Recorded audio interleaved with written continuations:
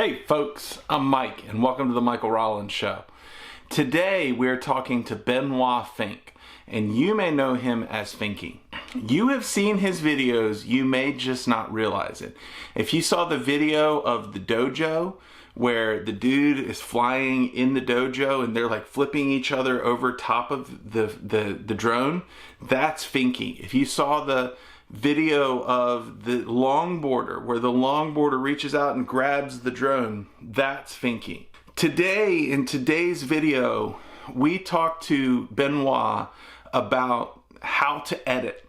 We talk a little bit about his origin story, but then we get deep into how he edits. And it's just a few simple techniques that are generalizable to everybody's edits.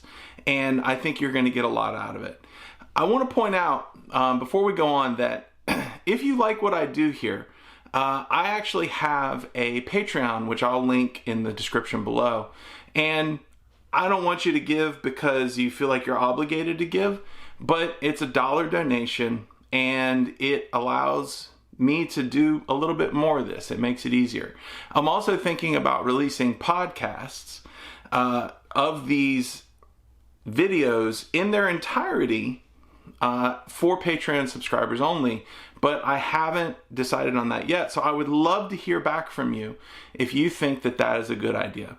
So anyways, let's get on with it. Here's Benoit Finck, aka Finky, and he is pretty freaking amazing. Ladies and gentlemen, I bring to you today to the Michael Rollins Show, Benoit Finck, otherwise known as Finky. And if you have not seen his videos, the crazy videos that he does, things like skateboarding and or like taking cinewhoops and flying around skateboarders, or doing this cinematic video style, I highly recommend that you stop everything you're doing, go to YouTube, search out Finky right now. You can leave my channel, you can always come back, and I would love for you to watch the video, but go check out his stuff because it will absolutely 100% entertain and also blow your mind. And you know, in this industry, it's very hard to say that I saw a flight edit that blew my mind. Well, this guy right here, he is the one that is going to do it to you. So welcome to the show. How you doing? Hey, yeah, thank you. Thanks a lot for that intro. That was so cool. Well, I'm doing good, yeah. Yeah, so you're actually coming to us from France, aren't you? Yes, absolutely. I live in Paris, so yeah, okay. Based in the middle of France, basically. So, you know, we may be able to talk about it later, but I'd be interested to hear how the FPV scene differs in France than it does in the U.S. Because, you know, we tend to get, I talked to Sander Sasson recently, and it's always interesting to hear how different countries approach FPV and drones. So, but we can save that for a little bit of time. I want to start with you the way that I start with everybody, which is, tell me your origin story. How did you get into this? Like, you didn't just one day fall out of bed and realize that you were going to be an FPV pilot, right? And you've taken it quite further than just a hobby. So tell us how you got involved in this hobby. Well, basically, I was before I was doing that full time. I was in advertising, and when I was into advertising about 2 years ago, 2 years and a half now, almost, I went to a shoot, and at that shoot there was a guy flying the usual Altas, you know, like the massive drones with a red camera underneath it. And in between takes, the guy landed and he started flying this little drone thing that was like a lot faster and like a lot cooler. It could do flips with it, it could do all kinds of stuff. And I was like, wow, like this is really cool. And he was just doing that for fun in between takes.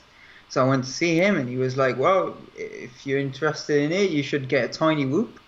So the day after, when I came back home, on the next day I bought a tiny whoop. And I bought an Inductrix with like the whole kit with like the screen and the little controller that you can get with it. and one battery. There was one battery. I remember that because I would like charge it and like discharge it, charge it again, like right away, like all day. Mm-hmm. And yeah, like I got into it like that. I started flying in my apartment, and I was like, wow, this is really cool. But I wanted mine to do flips because I saw videos where you could do flips, and I was like, why is mine like not able to do Right. that? And then I was like, oh right, you need beta flight for that. So decided to order a new one that could support beta flight on it. And while I was at it, I felt like, oh, since it's anyways gonna take 1 month to come to me, because at the time I didn't really know about the French shops and stuff. Mm-hmm. It's like I might as well just order a 5 inch as well, so that everything comes in at the same time. So then it's like March 2017. I receive everything and I just started flying. And my two first times that I started flying were actually in the rain. I mean, it was raining outside, so I got like into the local FPV community in Paris, Mm-hmm. and one guy was like, "Hey, you should come with racing like in these like parkings, so you can like these like underground parking things." That was So your first time flying your 5 yeah, inch? Oh yeah. my gosh. So like I just went and I wanted to fly so bad that I took it out and I started flying like that, just like in like a parking lot, like Holy underground cow. parking lot, and flew that one. And the next day, there was another parking lot that was bigger and with more people in it. And this one felt like I was in Tokyo Drift, like because it was just I mean, in Fast and Furious, it was just like all these guys with like little things, and each one had their style. Even like the way they dressed and everything was so cool and so Uh-huh. unique. And I was like, whoa, like it's really cool. Your first time flying was in a parking garage. You Yeah. only had one 5 inch, and you did well enough that you were able to fly the next day. Yeah, yeah. The first day, I think I broke an antenna, and someone gave me an antenna so I could fly the next day, and a lot of props, obviously. Like I remember Mm-hmm. being so bummed that I broke like 5 props on that day. I was like, and yeah, like I had broken an antenna, and yeah, that was pretty much it. And then on the next day, I broke like 2 other antennas and a few things, and then I realized, hey, I need spares. More, yeah, yeah. That's how I did it basically. That's awesome, man. So you must have been. So were you? You know, I've always wondered if telling people to go fly tiny whoops to begin is a good idea or not. It sounds like it really worked out well with you. Oh yeah, for me, like I needed the physical thing to get into it because Mm-hmm. I didn't really know about like simulators, to be honest, but I wanted to see if I was into it in the first place. Mm-hmm. Like if flying these things would, I mean, it was something that I would like, and the fact of being able to buy like a little kit for 200 euros at the time was just perfect for that, because I was like, okay, like that's something that I'm into, so I can decide to Mm-hmm. spend a little bit more on it. And then I spent like a little bit more on it, and that was still a test. Like, okay, do I like 5 inch now? I do. Okay, cool. And now I was like all in after that. But yeah. That's amazing. So how long did it take you? Because, you know, I see you're flying now, and I mean, you've got chops, you've got skill. So how long did it take you to get from those beginning stages to the point where you realize that this is going to be your career? Like, Oh, what was the time that you progressed? Like, how long did that take, and when did you make the jump? it took basically a year and a half. I mean, literally decided to do that as a career and full time 6 months ago. Okay. And before that, I was not even entertaining the idea, because to me, that was just like something crazy that it would never happen. And then it just kind of happened like that to me. And and yeah, that's how I started doing it basically. So prior to actually using the drones, were you in were you in videography? I mean, I was a creative in advertising, so my job basically as a creative was to come up with concepts for films, like for ads, and write the whole scenario, the whole script, and then go to the shoot and I mean make sure that it's on script, make sure and come up with solutions if like something is impossible to shoot actually or something like that. So I've been in the process of storytelling, but the videography itself was quite new, and I always like kind of like took myself as more of a storyteller than a videographer, because for me like the craft was so far and like such an impossible thing to reach that I never thought I could like actually shoot something good enough. But now I feel like I'm starting to like be good enough for it, but it took a very long time until I reached to that point. Well, the concept of story really shows in your videos. I feel like even with like my first exposure to you was with the skateboarding video, where you were with Lofty. Is that who it was? There's two videos. The skateboarding video in Dojo is this one is with Tom Eric Ryan, the skater, like that jumps and stuff, and then Lotfi is the one with the longboard. So the longboard was the first one I ever saw from you, and even in that video where there's no dialogue, right? It's all shot. Were you on a 5-inch or was that a Cinewhoop? Oh no, that was Cinewhoop. Yeah. Okay. So even in that video, there's a very strong element of story that comes through. And so I think that's what's always impressed me about it. But it makes about you is that even though you're sitting there just filming with a drone, there seems to be some kind of story that you tease out of all your shoots. Yeah, absolutely. Like everything to me, like I remember Gapit had this like on his channel, in the description of his channel very early on. Yeah, he was saying that every flight is a story, and to me that is really important with a video. Every time I approach it, I want people to know exactly, as soon as they start watching it, I want them to understand what's going to happen, kind of like, or have a certain expectation of what's going to happen in this video in the first 5 seconds, and then just like kind of build up to something and then end, and it has to have an end every time, because otherwise it just doesn't make sense to me. Like if it's just pretty shots for nothing, it just doesn't work. Like my snowmobile video, for example, I couldn't make it work until I found that crash that I did, and then I felt like, okay, maybe if I just start playing with this thing where the guy picks it up and it kind of feels like he finds this thing, or we don't really know what happened, and then we play the whole video and it finishes by this crash. It creates like this kind of interesting loop around the video that I felt was interesting. But yeah, like it has to have something, a purpose in a way, and that's how I do it basically.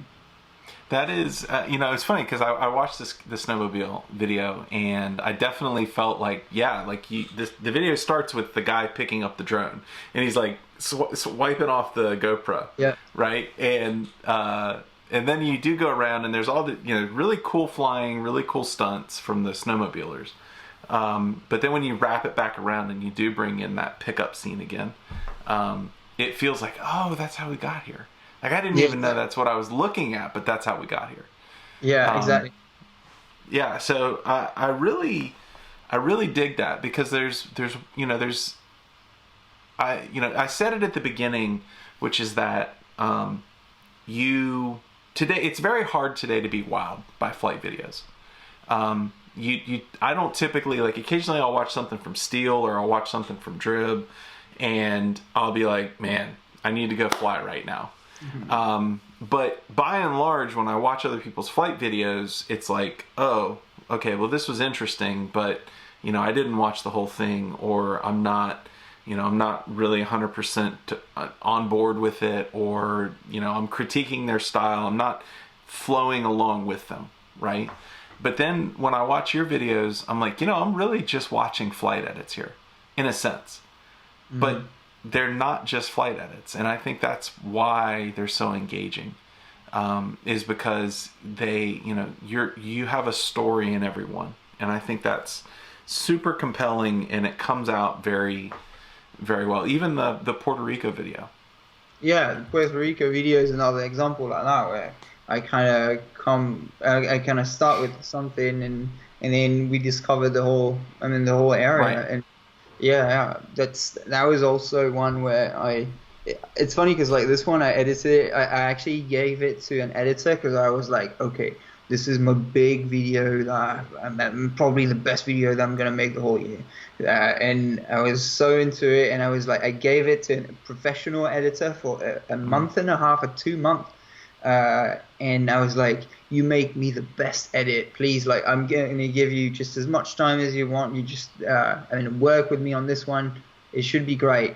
And then after 2 months, the person comes back and is like, hey, I've got this 30 seconds. I'm not really sure about it. Check it out. And I looked at it, and it was terrible. And it was really, really bad.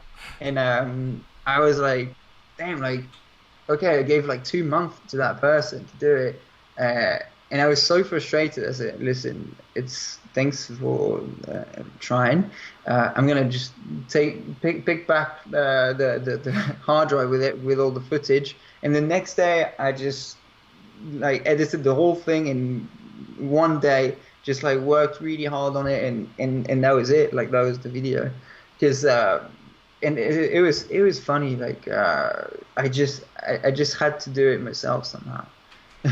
Yeah, there's one thing that I noticed, and I don't, you hear oftentimes edit to the music, number one, and number two, your transitions are awesome. With the there's one particular transition that sticks out. You go, I think you're in the jungle of Puerto Rico, and you come up on a power loop, and then when you come back down, and you obviously make the transition at some point when you're facing the sky, right? And then you come back down, and all of a sudden you're flying underneath all those umbrellas. Yeah, that was actually the only ID from the editor that I kept.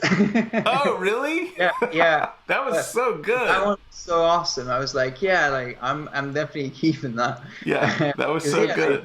That was so cool. And that and the edit to the music thing is really important to me as well, because I have synesthesia. So what happens is that it creates link in your brain between music and movement. Actually, for me, that's how it happens. So for some people, it can be you can associate numbers with colors. You can associate any two types of senses, for example, that don't work together, but in that way they do. Some people associate colors with words, and to me, it's sound with movement. And so each movement has already in my head kind of a specific sound, a specific energy that I want to match. So every time I see something, I already know right off the bat whether it's going to be in that movement or in that music. Is it going to work or not, basically? Yeah. That is so. I don't know that I've ever talked to anybody that knows they have synesthesia. I've always been suspicious that I might have some kind of weird synesthesia between emotions and how things are supposed to feel. But you can't prove that. So how does that fit into your, and just for the and tell me if I get this wrong, but synesthesia is the linkage of two senses into one, right? Yeah, I mean into one, or a connection between the two. So you associate things that don't associate normally, and then that, something happens. So one of the crazy examples I've heard of is people that taste numbers. Exactly. Yeah. Yeah, they can be Or like, taste oh, yeah, names. it's a sour number. Yeah. Yeah, Or it's like, a sour number. It's like, what? yeah, like 3, that's a yellow or something like that. Yeah. Yeah. I've heard that people that have perfect pitch probably have some form of synesthesia. That they're, yeah. Have you ever heard of that? No. So perfect pitch is people that can determine right away if, like, typically your A is at 440 hertz, and most people can't tell the difference between 440 and 450. But people with perfect pitch would hear 450 and say, no, you're sharp. And they would immediately go down. They would immediately say, you're sharp, you need to go down a little bit. And that I've heard that people, and there's folks that immediately know, oh yes, you are not on the right note. And if like an instrument in the orchestra is off tune, they can pick it out and they can say, this is awful. Yeah, exactly. But yeah, like the way I found out that I had it was because I always like kind of associated things with like when I was explaining when I was working as a creative, I would explain films like, so he comes and he's like bam bam chuck poof, and people were like, what, like what are you doing now? And I was like, yeah, like puff puff boom chuck, and they were like, no. Like that's not, I don't know what you mean. And I was like, it's very obvious. and I kept like when, like, for example, when it's very like pitch black, if, for example, you're in bed and you hear like a sound that comes in like just out of nowhere, just like like an unexpected like tap or something, I would see it, like I would see a flash. So every time like there's a sound that comes in and it's all black, I just see a flash like that. And then I looked it up and it turns out it was synesthesia. And I was like, oh, that's amazing. Yeah, and I explained a lot and I was like, cool. So you see movement or you see sounds? I associate movements with sound. So I see sound basically. How much of, so I picked out immediately that you were editing very specifically to the sound of the music, meaning that when there's you have specific cuts, you cut to the rhythm every time. Yeah. Did you learn that, or is that just from the synesthesia?